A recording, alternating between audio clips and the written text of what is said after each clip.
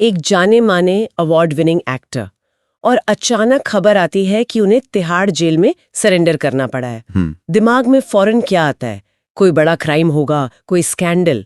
लेकिन वजह एक चेक बाउंस का मामला। जी हाँ। हम बात कर रहे हैं राजपाल यादव की, और उनका ये मामला उन लाखों लोगों के लिए एक बहुत बड़ी, कह सकते हैं, केस स्टडी है, जो चेक बाउंस को बस एक छोटी मोटी पैसे की ऊंच नीच समझकर टाल देते हैं। बिल्कुल। आज हम इसी पर गहराई से बात करने वाले हैं।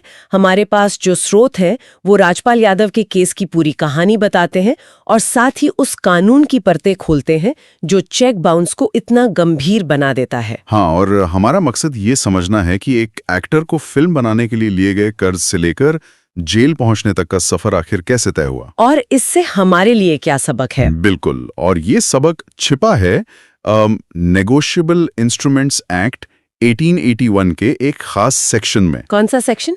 धारा 138। आज हम इसी पर फोकस करेंगे, क्योंकि ये जानना बेहद जरूरी है कि कानून की नजर में एक बाउंस हुआ चेक सिर्फ एक पेमेंट फेलियर नहीं है। अच्छा। ये एक वादा तोड़ने जैसा है, एक तरह का विश्वासघात है, और इसीलिए इसे एक अपराध माना जाता है जिसके नतीजे बहुत गंभीर हो सकते हैं। ठीक है, तो चलिए इस कहानी को शुरू से शुरू करते हैं। राजपाल यादव ने हाल ही में जेल में सरेंडर किया, लेकिन ये मामला आज का तो है नहीं। नहीं, इसकी जड़ें एक दशक से भी ज्यादा पुरानी हैं। साल 2010 की बात है ये। हुआ ये था कि राजपाल यादव अपनी पहली फिल्म डायरेक्ट कर रहे थे। नाम था अता पता लापता। फिल्म बनाने के लिए पैसों की जरूरत थी, तो उन्होंने मेसर्स मुरली प्रोजेक्ट्स नाम की एक कंपनी से करीब 5 करोड़ रुपए का कर्ज लिया। और जैसा कि बॉलीवुड में अक्सर होता है, फिल्म चली नहीं, बॉक्स ऑफिस पर फ्लॉप हो गई। और जब फिल्म फ्लॉप हुई तो पैसों का फ्लो रुक गया। यहीं से सारी दिक्कतें शुरू हुई। कर्ज चुकाने में देरी होने लगी। हाँ, और जब कंपनी ने पैसे मांगे तो उन्हें भुगतान के लिए कुछ चेक दिए गए, और वो चेक, जैसा कि हम जानते हैं, बैंक में लगाने पर बाउंस हो गए। और जैसे ही चेक बाउंस हुआ, मामला सिविल लेन देन से निकलकर क्रिमिनल केस की दहलीज पर पहुंच गया। एकदम सही। कंपनी ने फौरन नेगोशिएबल इंस्ट्रूमेंट्स एक्ट की धारा 138 के तहत केस फाइल कर दिया। ये वो कानूनी हथियार है। हाँ, ये वो कानूनी हथियार है जो ऐसे मामलों में हर उस इंसान को मिलता है जिसका चेक बाउंस हुआ हो। यहीं से कोर्ट कचहरी का लंबा सिलसिला शुरू हुआ। तो कोर्ट में क्या हुआ?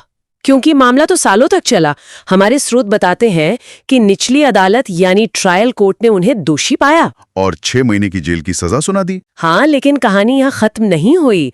वो इस फैसले के खिलाफ दिल्ली हाई कोर्ट गए। बिल्कुल, और हाई कोर्ट ने शुरुआत में उनकी सजा पर रोक लगा दी, उसे सस्पेंड कर दिया। अच्छा। हाँ, और उन्हें एक मौका दिया कि आप कंपनी के साथ बैठकर मामला सुलझा लीजिए।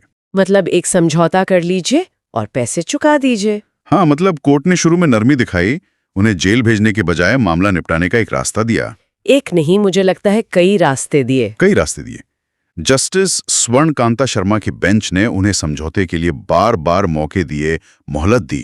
कोर्ट का इरादा सजा देना कम और लेनदार के पैसे वापस दिलवाना ज्यादा था। लेकिन स्रोतों से यह साफ है कि राजपाल यादव हर बार नाकाम रहे। वो न तो समझौते की शर्तों को पूरा कर पाए और न ही अदालत से किए गए वादों को। तो आखिरकार कोर्ट का सब्र जवाब दे गया होगा। बिल्कुल। एक पॉइंट के बाद अदालत ने कहा, बस बहुत हो गया। आखिरी सुनवाई में उनके वकील ने 1 हफ्ते की और मोहलत मांगी। कहा कि 50 लाख रुपए का इंतजाम कर लेंगे। हाँ, लेकिन इस बार जज ने कोई भी राहत देने से साफ मना कर दिया। अच्छा। कोर्ट ने बहुत कड़े शब्दों में कहा कि जब कोई लगातार मौकों का गलत इस्तेमाल करता है और वादे तोड़ता है तो उसके साथ कोई नरमी नहीं बरती जा सकती। और उन्हें तुरंत सरेंडर करने का आदेश दिया गया। जी। ये अपने आप में एक बहुत बड़ा संदेश है कि चाहे आप कितने भी बड़े सेलिब्रिटी क्यों ना हो, कानून के सामने आपको अपनी वित्तीय जिम्मेदारियों को पूरा करना ही होगा। यही इस मामले का निचोड़ है। ये मामला एक सीधी सी बात को बहुत मजबूती से सामने रखता है। अगर आपने पैसे देने का वादा किया है, खासकर एक चेक के जरिए, तो वो सिर्फ एक वादा नहीं, वो एक कानूनी जिम्मेदारी है। आप उससे मुकर नहीं सकते। अच्छा, तो मतलब उन्हें जेल हो गई। अब ज्यादातर लोगों के लिए तो कहानी यहीं खत्म हो जाती है। सजा मिली, बात खत्म। बिल्कुल, लेकिन हमारे स्रोतों में जो बात सामने आई है ना, वो असल में दिमाग घुमा देने वाली है। और वो ये है कि जेल की सजा काटने के बाद भी मामला खत्म नहीं होता। पैसे तो फिर भी देने पड़ेंगे। यही बात, मुझे लगता है ये बात शायद 90% लोगों को नहीं पता होगी। हाँ, बिल्कुल सही कह रही हैं। और यही धारा 138 का सबसे जरूरी और सबसे कंफ्यूजिंग हिस्सा है। अच्छा। सुप्रीम कोर्ट ने भी अपने कई फैसलों में इसे बार बार साफ किया है। इस कानून में दो अलग अलग चीजें हैं। एक है सजा यानी जेल, और दूसरा है अर्थदंड यानी जुर्माना या मुआवजा, और ये दोनों एक दूसरे से जुड़े हुए नहीं हैं। मतलब एक को पूरा करने का मतलब ये नहीं कि दूसरा माफ हो गया। बिल्कुल नहीं।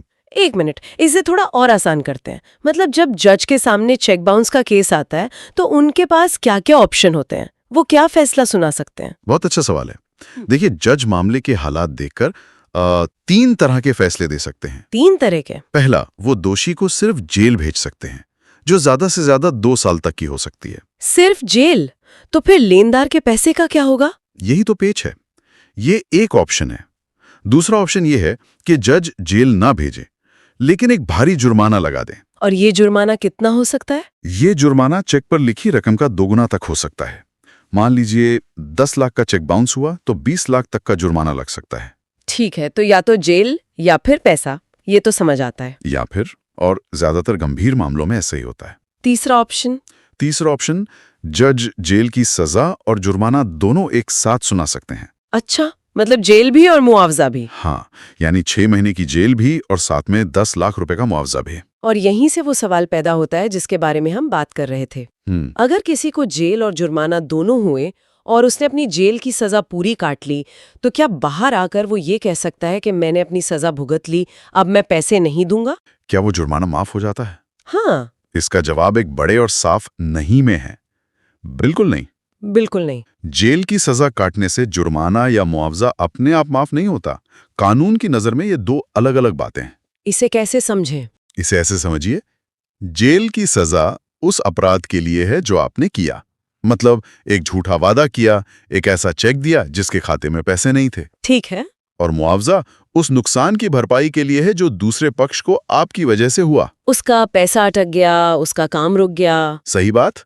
तो सजा अपराध के लिए है और मुआवजा नुकसान के लिए। ये तो कमाल की बात है। मतलब कानूनी तौर पर अपराध की सजा और पैसे की देनदारी, ये 2 बिल्कुल अलग अलग ट्रैक पर चलती हैं। बिल्कुल अलग। मुझे तो हमेशा लगता था कि ये एक दूसरे से जुड़ी होंगी। नहीं, ये ऐसा ही है जैसे अगर कोई नशे में गाड़ी चलाकर किसी की कार ठोक दे तो उसे नशे में गाड़ी चलाने के लिए जेल या जुर्माना हो सकता है। लेकिन जिस आदमी की कार टूटी है, उसे हर्जाना तो अलग से देना ही पड़ेगा। एक सजा कानून तोड़ने की है, दूसरी नुकसान भरने की जिम्मेदारी है। एक मिनट, यहाँ एक और सवाल उठता है।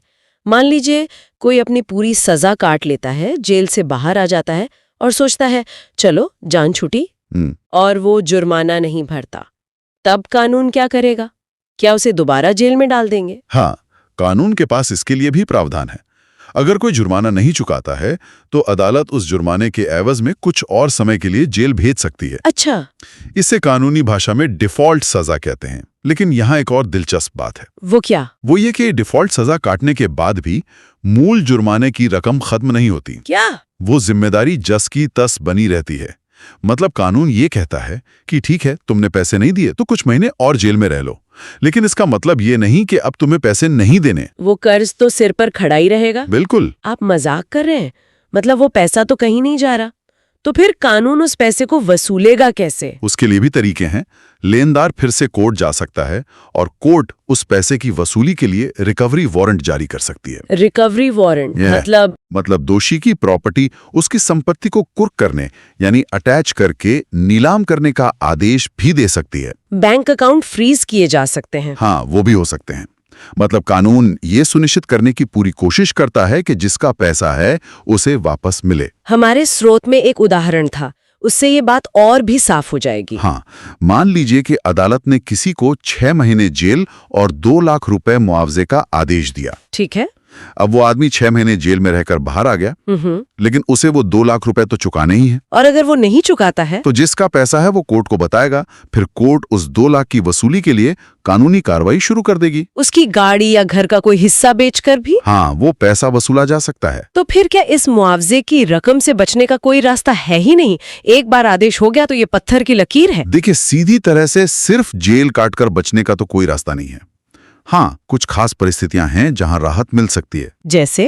पहला, अगर आप ऊपरी अदालत में अपील करें, जैसे हाई कोर्ट या सुप्रीम कोर्ट में, और वो आपकी सजा को ही रद्द कर दें। अच्छा, अगर सजा ही नहीं रही तो जुर्माना भी नहीं रहेगा? जाहिर है। और दूसरा रास्ता है समझौता। समझौता। हाँ, ये एक कंपाउंडेबल अपराध है। आसान भाषा में कहें तो ये उन अपराधों में से है जहां दोनों पार्टियां चाहें तो कोर्ट के बाहर आपस में समझौता कर सकती हैं। मतलब अगर लेनदार और देनदार मामला सुलझा ले। हाँ, अगर लेनदार कह दे कि ठीक है, मुझे मेरे पैसे मिल गए, या हम एक नई डील पर सहमत हो गए हैं और वो अपनी शिकायत वापस ले ले, तो केस वहीं खत्म हो सकता है। तो या तो केस जीतो या समझौता करो। हाँ। इसके अलावा कोई शॉर्टकट नहीं है ना? मोटे तौर पर यही है।